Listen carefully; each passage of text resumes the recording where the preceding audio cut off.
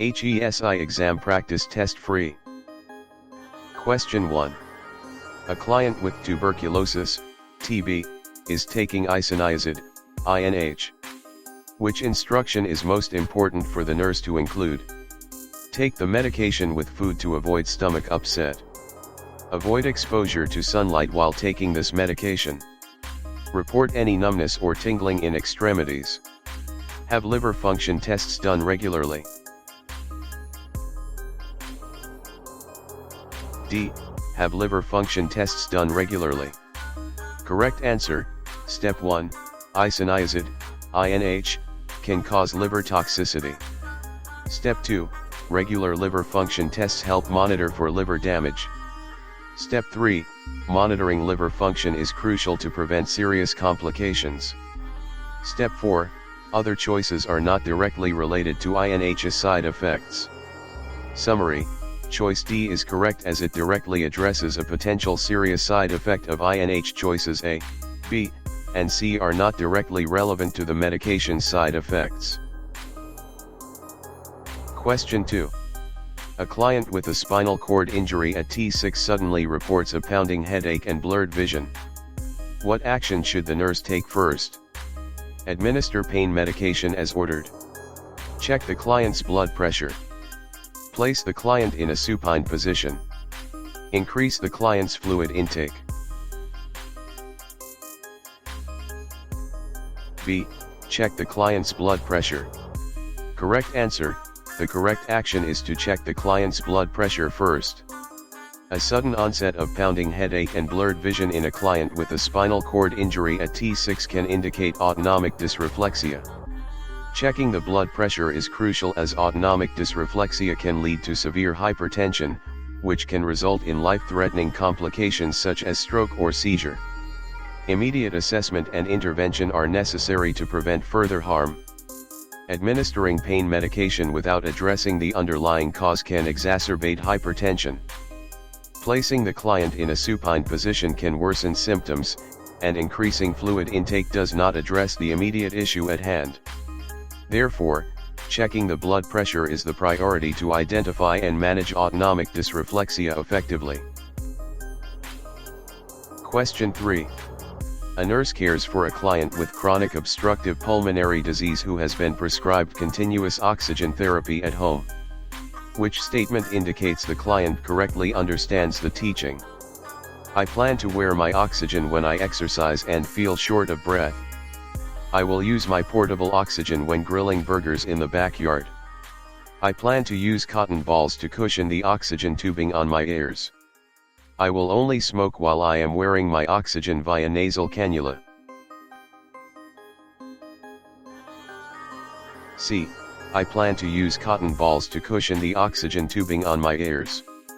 Correct answer, the correct answer is C because using cotton balls to cushion the oxygen tubing on the ears helps prevent skin irritation or pressure ulcers.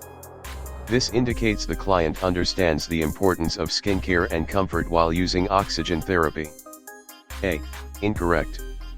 The client should wear oxygen during all activities that increase oxygen demand, not just when feeling short of breath during exercise.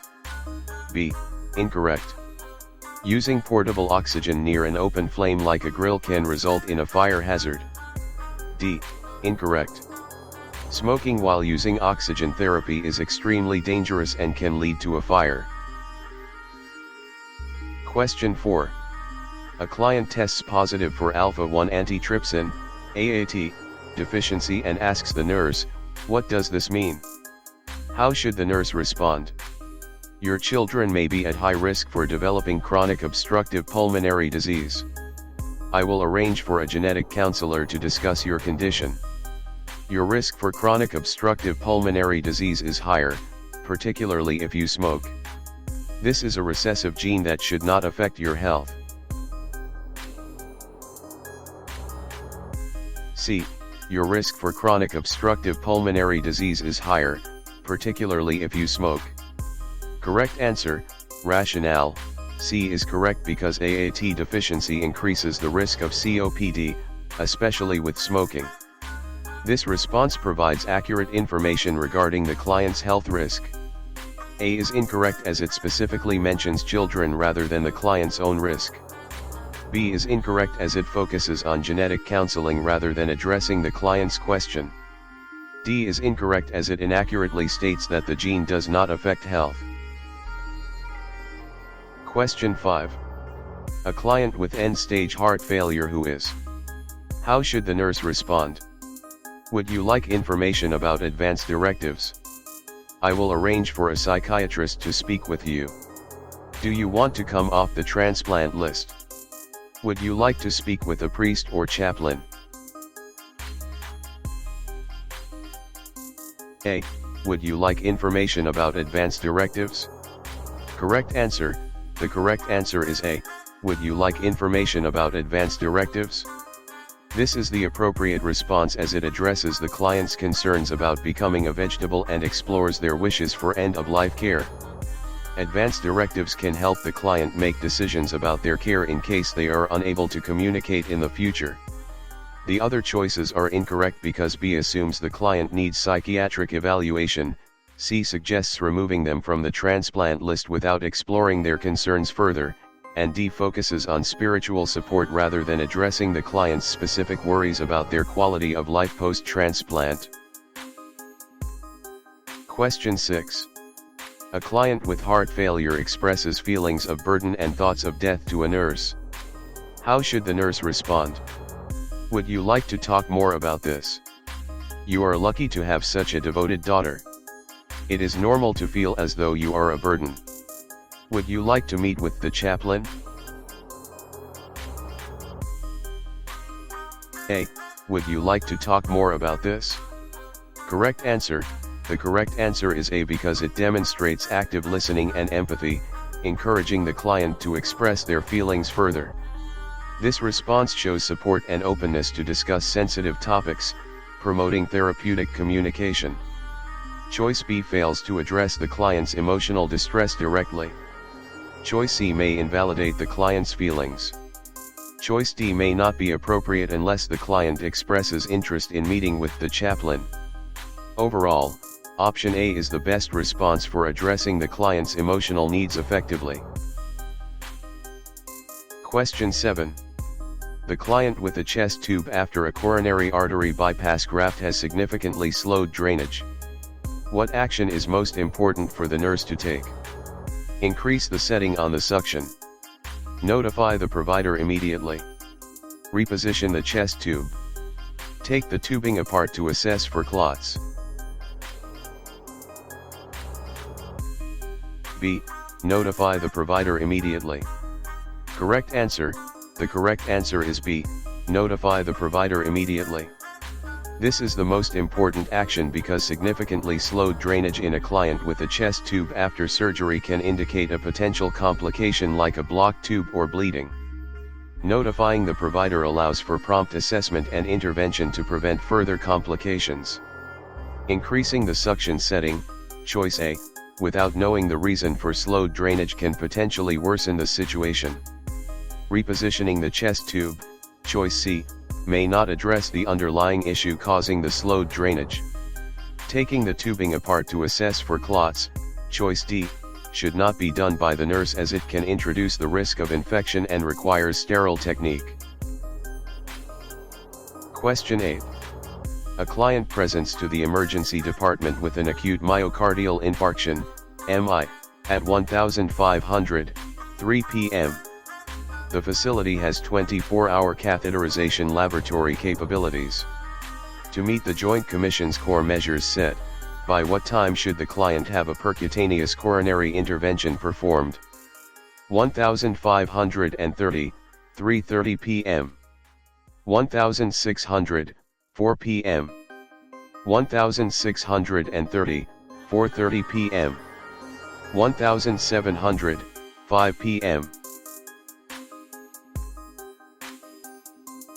C. 1630, 4:30 p.m. Correct answer. The correct answer is C. 1630, 4:30 p.m. The rationale is as follows. 1. The standard guideline for performing percutaneous coronary intervention, PCI, in acute MI is within 90 minutes of arrival at the hospital. 2. The client arrived at 1503 p.m., so adding 90 minutes to this time gives us 1630, 4:30 p.m. 3. This timing aligns with the Joint Commission's core measures for timely PCI in acute MI cases. 4. Therefore, the correct time for the client to have PCI performed is 1630, 4:30 p.m. In summary, choices A, B, and D are incorrect because they do not align with the 90-minute guideline for performing PCI in acute MI cases, as mandated by the Joint Commission's core measures. Question 9. A healthcare provider is assessing a client who had a myocardial infarction. Upon auscultating heart sounds, the provider hears the following sound. What action by the provider is most appropriate? Assess the client's lung sounds. Call the rapid response team. Have the client sit upright. Listen to the client's lung sounds. A. Assess the client's lung sounds. Correct answer. The correct answer is A. Assess the client's lung sounds. This is important because after a myocardial infarction, there is a risk of pulmonary edema, which can present as crackles or wheezes in the lungs. By assessing the lung sounds, the healthcare provider can identify any signs of respiratory distress and promptly intervene if necessary. Choice B is incorrect because calling the rapid response team is not warranted based solely on abnormal heart sounds. Choice C is incorrect as having the client sit upright is not directly related to addressing abnormal heart sounds. Choice D is also incorrect as it focuses solely on assessing lung sounds without considering the potential implications of the abnormal heart sounds. Question 10. A nursing student learns about modifiable risk factors for coronary artery disease. Which factors does this include? SADA, age, hypertension, obesity, smoking. B. Hypertension. Correct answer. Step-by-step rationale. 1. Hypertension is a modifiable risk factor as it can be controlled through lifestyle changes and medication. 2. Age is a non-modifiable risk factor, as it naturally increases the risk of coronary artery disease. 3. Obesity is a modifiable risk factor, as weight management through diet and exercise can reduce the risk. 4. Smoking is a modifiable risk factor, as quitting smoking can significantly reduce the risk. Summary: B is correct as it is a modifiable risk factor that can be actively managed. A, C, and D are incorrect as age is non-modifiable and obesity and smoking are modifiable but were not selected as correct options. Question 11. How does the pain of a myocardial infarction, MI, differ from stable angina? Accompanied by shortness of breath. Feelings of fear or anxiety. Lasts less than 15 minutes. No relief from taking nitroglycerin. C. Lasts less than 15 minutes. Correct answer. The correct answer is C because the pain of a myocardial infarction, MI, typically lasts longer than 15 minutes, unlike stable angina which lasts for a shorter duration. MI pain is usually described as intense, crushing, and prolonged, whereas stable angina pain is often triggered by exertion and relieved by rest or medication like nitroglycerin. Choices A, B, and D are incorrect because shortness of breath, feelings of fear or anxiety, and lack of relief from nitroglycerin are not definitive differentiating factors between MI and stable angina. Question 12. A client has a pulmonary embolism and is started on oxygen. The student nurse asks why the client's oxygen saturation has not significantly improved. What response by the nurse is best? Breathing so rapidly interferes with oxygenation.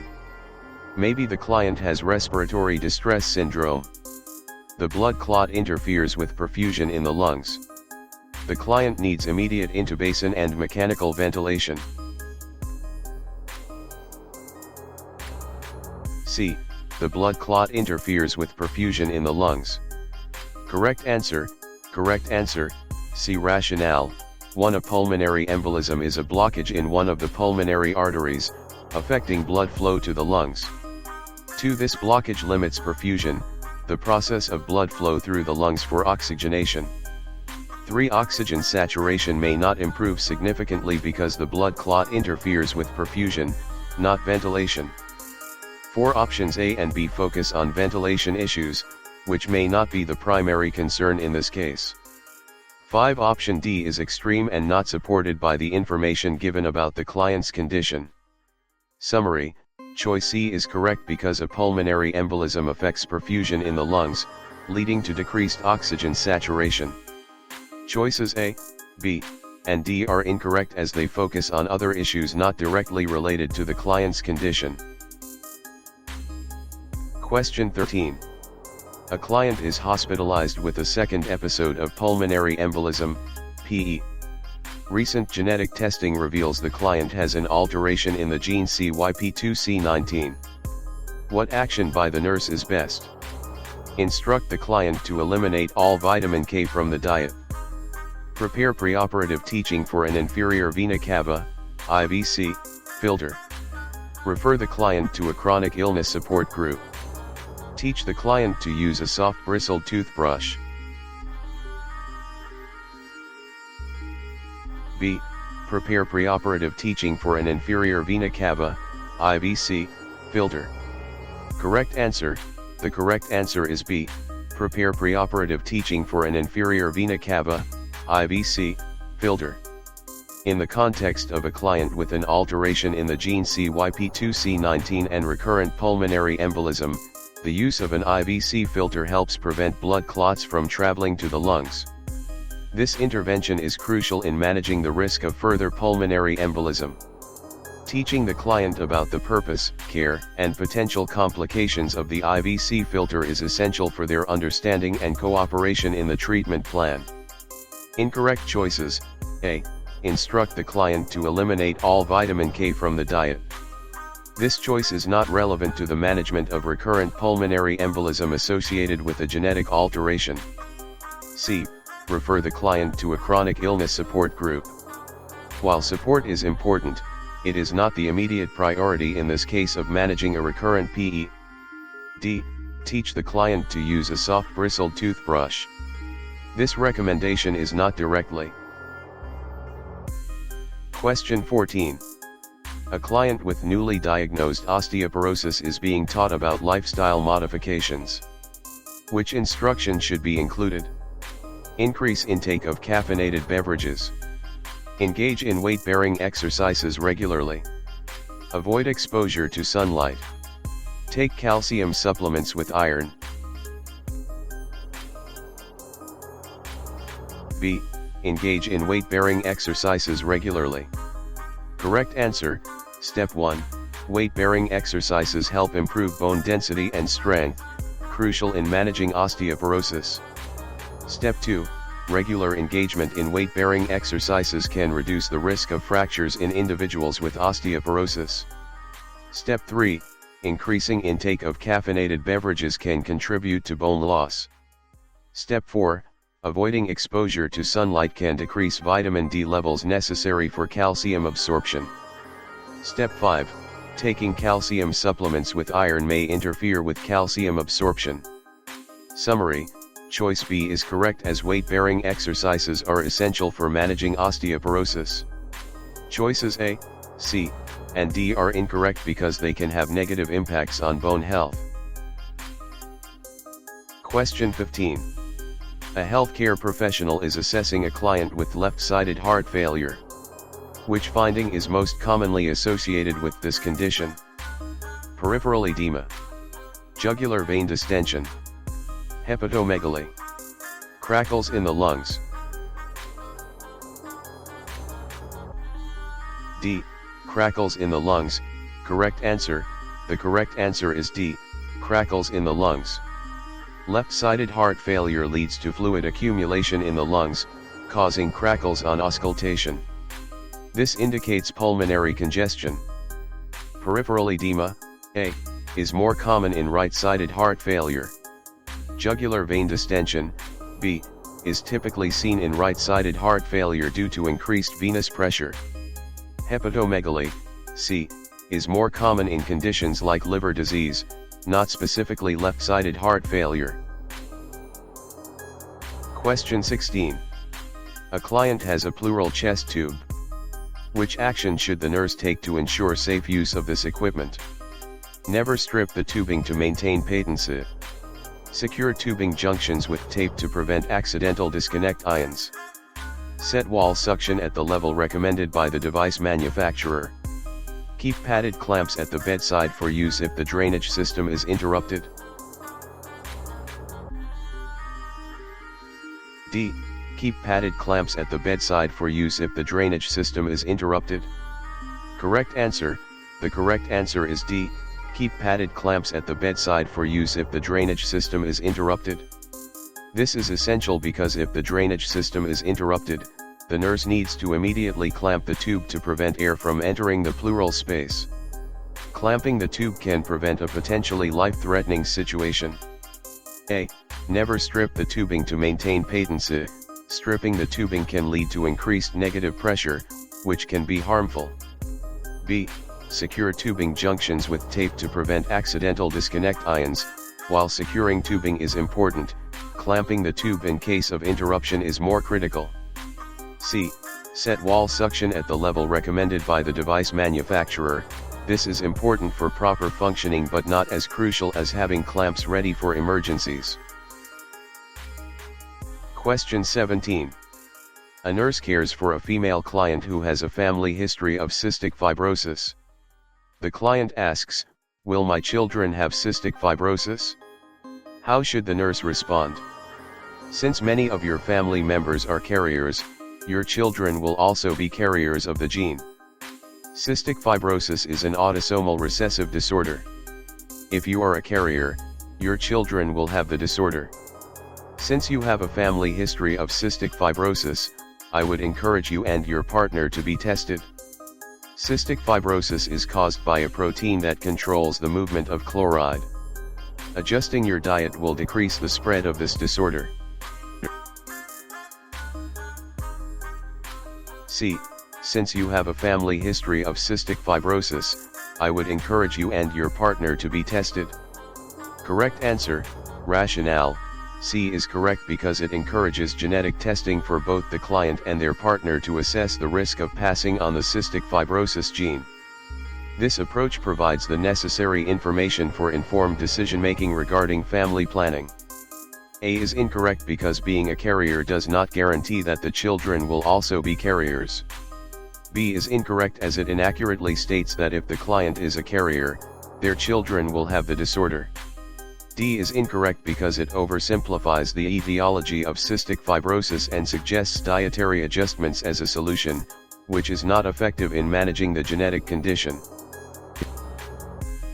Question 18. A nurse assesses a client who has a history of heart failure. Which question should the nurse ask to assess the extent of the client's heart failure? Do you have trouble breathing or chest pain? Are you able to walk upstairs without fatigue? Do you awake with breathlessness during the night? Do you have new onset heaviness in your legs? B. Are you able to walk upstairs without fatigue? Correct answer. The correct answer is B because assessing the client's ability to walk upstairs without fatigue helps determine the extent of heart failure. This question assesses the client's functional capacity and exercise tolerance, which are key indicators of heart failure severity. If the client experiences fatigue while walking upstairs, it indicates decreased cardiac output and potential heart failure progression. Other choices are incorrect as they focus on symptoms, A. Nocturnal dyspnea, C. And peripheral edema, D. Which may be present in heart failure but do not directly assess the extent of heart failure like exercise tolerance does. Question 19. A client who is intubated and has an intra-aortic balloon pump is restless and agitated. What action should the nurse perform first for comfort? Allow family members to remain at the bedside. Ask the family if the client would like a fan in the room. Keep the television tuned to the client's favorite channel. Speak loudly to the client in case of hearing problems.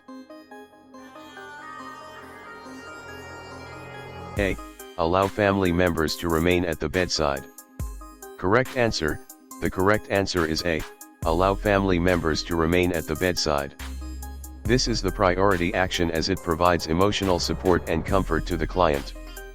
Having familiar faces around can help calm the client and reduce agitation. It also promotes a sense of security and connection. Choices B, C, and D are incorrect because they do not address the client's immediate need for comfort and emotional support. Asking about a fan, tuning the TV, or speaking loudly do not directly address the client's restlessness and agitation. Prioritizing the presence of family members is essential in this situation. Question 20. During a home visit to an older client living alone post-coronary artery bypass graft, what finding prompts the nurse to consider additional referrals? Dirty carpets requiring vacuuming. Expired food found in the refrigerator. Outdated medications stored in the kitchen. Presence of multiple cats in the home. B. Expired food found in the refrigerator. Correct answer. The correct answer is B. Expired food found in the refrigerator, because it poses a potential health risk to the client. Expired food can lead to foodborne illnesses, especially for an older adult post-surgery. Dirty carpets, choice A, may not directly impact the client's health. Outdated medications, choice C, can be addressed by the nurse without additional referrals. The presence of multiple cats, choice D, may be a concern for allergies or cleanliness, but it is not as urgent as expired food in terms of health risks. Question 21. The provider requests the nurse to start an infusion of an inotropic agent on a client. How should the nurse explain the action of these drugs to the client and spouse? It constricts vessels, improving blood flow. It dilates vessels, which lessens the work of the heart. It increases the force of the heart's contractions. It slows the heart rate down for better filling. C. It increases the force of the heart's contractions. Correct answer. The correct answer is C. It increases the force of the heart's contractions. Inotropic agents are medications that enhance the strength of the heart's contractions, improving cardiac output. This explanation is accurate because inotropic agents work by increasing the contractility of the heart muscle, leading to stronger contractions and improved pumping ability. Explanation for why the other choices are incorrect. A. It constricts vessels, improving blood flow. This is incorrect because inotropic agents primarily affect the heart's contractility, not vascular constriction. B. It dilates vessels, which lessens the work of the heart. This is incorrect because inotropic agents do not primarily dilate vessels, their main action is on the heart's contractility. D. It slows the heart rate down for better filling. This is incorrect because inotropic agents do not slow down the heart rate, they increase the force of contractions. In summary, choice C is correct as inotropic agents increase the force of. Question 22. A client had an inferior wall myocardial infarction, MI. The nurse notes the client's cardiac rhythm as shown below. What action by the nurse is most important? Assess the client's blood pressure and level of consciousness. Call the healthcare provider or the rapid response team. Obtain a permit for an emergency temporary pacemaker insertion. Prepare to administer antiarrhythmic medication. A. Assess the client's blood pressure and level of consciousness. Correct answer. The correct action is to assess the client's blood pressure and level of consciousness. This is crucial in a client with an inferior wall MI to monitor for potential complications like cardiogenic shock. Assessing these vital signs can provide immediate information on the client's hemodynamic stability. Calling the healthcare provider or rapid response team may be necessary based on assessment findings. Obtaining a permit for a temporary pacemaker insertion and preparing to administer antidysphorythmic medication are not the most immediate priorities and may not address the client's current needs. Question 23. A student learns about modifiable risk factors for coronary artery disease. Which factors does this include? Select one that does not apply. Age, hypertension, obesity, smoking. A. Age. Correct answer. The correct answer is A. Age. Age is a non-modifiable risk factor for coronary artery disease, meaning it cannot be changed or controlled. Hypertension, obesity, and smoking are modifiable risk factors as they can be managed through lifestyle changes or medical interventions. By controlling blood pressure, maintaining a healthy weight, and quitting smoking, individuals can reduce their risk of developing coronary artery disease. Age, however, is a natural process that cannot be altered. Therefore, focusing on managing modifiable risk factors is crucial in preventing coronary artery disease. Question 24. A client is admitted with a pulmonary embolism, PE. The client is young, healthy, and active, and has no known risk factors for PE. What action by the nurse is most appropriate? Encourage the client to walk for 5 minutes each hour. Refer the client for smoking cessation classes. Teach the client about factor V Leiden testing. Explain to the client that sometimes no cause for the disease is found. C. Teach the client about factor V Leiden testing. Correct answer. The correct answer is C because teaching the client about factor V Leiden testing is important in this scenario. Factor V Leiden is a genetic mutation that increases the risk of blood clot formation, including pulmonary embolism. Since the client has no known risk factors for PE, testing for this specific genetic mutation can help identify an underlying cause. Encouraging walking, choice A, is generally beneficial but may not address the root cause. Referring for smoking cessation, choice B, is not relevant in this case. Explaining that sometimes no cause is found, choice D, is not proactive and may lead to missed opportunities for prevention. Question 25. A client is on intravenous heparin to treat a pulmonary embolism. The client's most recent partial thromboplastin time, PTT, was 25 seconds. What action should the nurse anticipate? Decrease the heparin rate. Increase the heparin rate. No change to the heparin rate. Stop the heparin, start warfarin, Coumadin. B. Increase the heparin rate. Correct answer. The correct answer is B. Increase the heparin rate.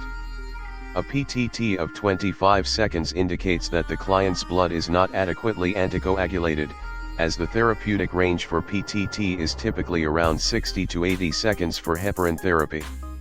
Therefore, the nurse should anticipate increasing the heparin rate to achieve the desired anticoagulant effect and prevent further clot formation. Incorrect choices: A. Decreasing the heparin rate would further decrease the anticoagulant effect, potentially putting the client at risk for thrombus progression. C. No change to the heparin rate would not address the subtherapeutic PTT level and could lead to inadequate anticoagulation. D. Stopping heparin and starting warfarin is not appropriate at this time as warfarin takes time to reach therapeutic levels, whereas heparin provides immediate anticoagulation for acute situations like a pulmonary embolism.